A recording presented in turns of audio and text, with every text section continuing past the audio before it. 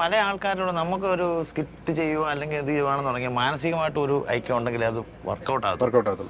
നമ്മൾ പലയിടത്തും ഇങ്ങനെ ചെയ്തു, ഞങ്ങൾ ഇപ്പോഴും അങ്ങനെയാണ്. അതെന്ന് പറഞ്ഞാൽ ഇപ്പം നമ്മൾ വേറൊന്ന് ചേരുവാണെങ്കിൽ മാനസികമായിട്ടൊരു ഐക്യം ഉള്ളിടത്തല്ല എങ്കിൽ ഞങ്ങൾ രണ്ടുപേരും എന്തെങ്കിലും കാരണം പറഞ്ഞ് നമ്മൾ ഒഴിവാകും.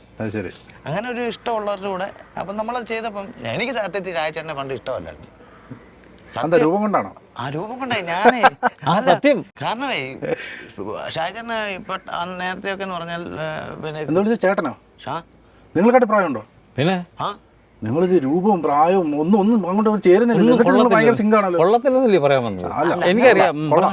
അങ്ങനല്ലേ തിരിച്ചറിയാൻ പറ്റത്തില്ല. അത് തന്നെ തിരിച്ചറിയാൻ പറ്റത്തില്ലായിരുന്നു.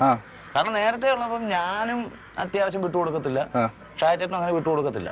അപ്പൊ പലയിടത്ത് വെച്ച് ഞങ്ങൾ കണ്ടു, ഷാജേട്ടൻ ഇങ്ങനെ നോക്കി, ഞാനും ഒന്ന് നോക്കി, പുള്ളി അങ്ങ് പോകും, ഞാനങ്ങ് പോകും. അപ്പോൾ ഇങ്ങനെ വന്നപ്പം വേറെ ചാനൽ അവിടെ ചെന്നപ്പോൾ എനിക്ക് ടീം സെറ്റ് ചെയ്തിട്ടുണ്ടെന്ന് പറഞ്ഞു. ഞാൻ ചെന്നപ്പോൾ ഷാജി മാവേലിക്കരുടെ ടീം എഴുതിയിട്ടിരിക്കുന്നു. ഞാൻ പറഞ്ഞു ഞാനില്ല, ഞാൻ പോവാ, എനിക്ക് പണ്ട് തൊട്ടേ ഉണ്ട്, മാനസികമായിട്ട് ഇഷ്ടമില്ലാത്തത് ഞാൻ നിൽക്കത്തില്ല. ഷാജി മാവേലിക്കരുടെ ടീം.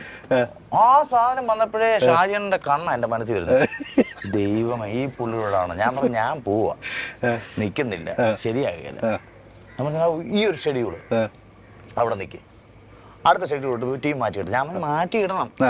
ഈ ഷെഡ്യൂൾ ഞാൻ കടിച്ചു പിടിച്ച് നിൽക്കാം, അടുത്ത പ്രാവശ്യം മാറ്റിയിടണം. ശരി മാറ്റിയിടണം, ഉറപ്പാന്ന് പറഞ്ഞു.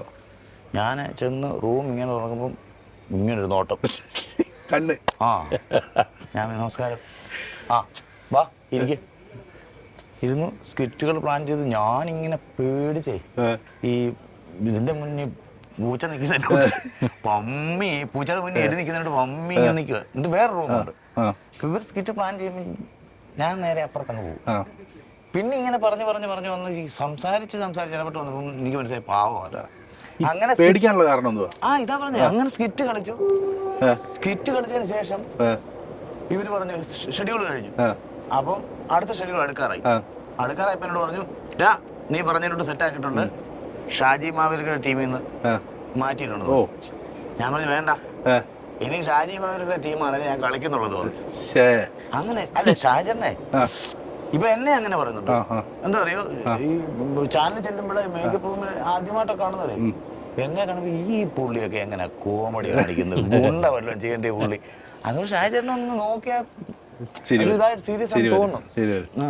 ആ സീരിയസ് ഒന്നുമില്ല, ഈ രൂപത്തിലെ വൃത്തികേടും ഇങ്ങനൊരു. അതാണ് നമ്മള് പേടിപ്പിക്കാന്നുള്ള ആത്മവിശ്വാസം എവിടെ കിട്ടി? കണ്ണാടി നോക്കൂല്ലോ ഞാൻ ദിവസവും. അതല്ലേ തന്നെ പേടിക്കും. അതിനെ ഞാൻ തന്നെ ഇതാണോ ഞാൻ. അതുകൊണ്ട് ആ ഒരു ബോധം മനസ്സിലുള്ളതുകൊണ്ടാണ് നമ്മൾ ആരോടും ഒരു ഉപദ്രവത്തിനും പോകാതെ മര്യാദയ്ക്ക് ഞാൻ ജീവിക്കുന്നത്.